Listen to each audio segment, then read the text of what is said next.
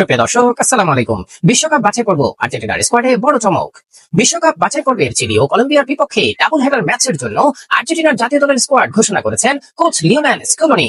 তবে এবার ঘোষণা এসেছে ভিন্নধর্মী উপায়ে। বাহিয়া ব্লাস্কার সাম্প্রতিক প্রাকৃতিক দুর্যোগে ক্ষতিগ্রস্ত বাসিন্দাদের অংশগ্রহণে নির্মিত একটি বিশেষ ভিডিওর মাধ্যমে কিউআইসি স্পোর্টস দলে প্রত্যাবর্তন ঘটেছে অধিনায়ক লিওনেল মেসির, যিনি ইনজুরির কারণে আগের স্কোয়াডে ছিলেন না। বর্তমানে ইন্টার মায়ামির হয়ে দুর্দান্ত ফর্মে থাকা এই তারকা খেলোয়াড়কে সম্পূর্ণ ফিট হিসেবে বিবেচনা করা হয়েছে। আর্জেন্টিনা আগামী 6 জুন সান্তিয়াগোতে চিলির বিপক্ষে মুখোমুখি হবে। ম্যাচটি অনুষ্ঠিত হবে বাংলাদেশ সময় সকাল 7টায় এবং 11 জুন মনুমেন্টাল স্টেডিয়ামে কলম্বিয়ার বিপক্ষে দ্বিতীয় ও শেষ ম্যাচে মুখোমুখি হবে। ম্যাচটি অনুষ্ঠিত হবে বাংলাদেশ সময় সকাল 6টায়। এবারের স্কোয়াডে এসেছে বেশ কিছু চমক ও পরিবর্তন। উল্লেখযোগ্য হলো বেলগ্রানোর তরুণ ডিফেন্ডার মারিয়ানো ক্রেইল এবং উদীয়মান মিডফিল্ডার ফ্রান্সকো অন্তর্ভুক্তি। এই দুজনেই এখনো আন্তর্জাতিক ফুটবলে অভিষেক করেনি, তবে সাম্প্রতিক পারফরমেন্সে তাদের স্কোয়াডের নজরে এনেছে। তাদের সঙ্গে আরেক তরুণ কেভিন স্থানীয় লিগ থেকে সুযোগ পেয়েছেন। একই সঙ্গে ইউরোপ ভিত্তিক মিডফিল্ডার অ্যানজো আবারও স্কোয়াডে ফিরেছেন, যদিও তার এখনো অভিষেক হয়নি।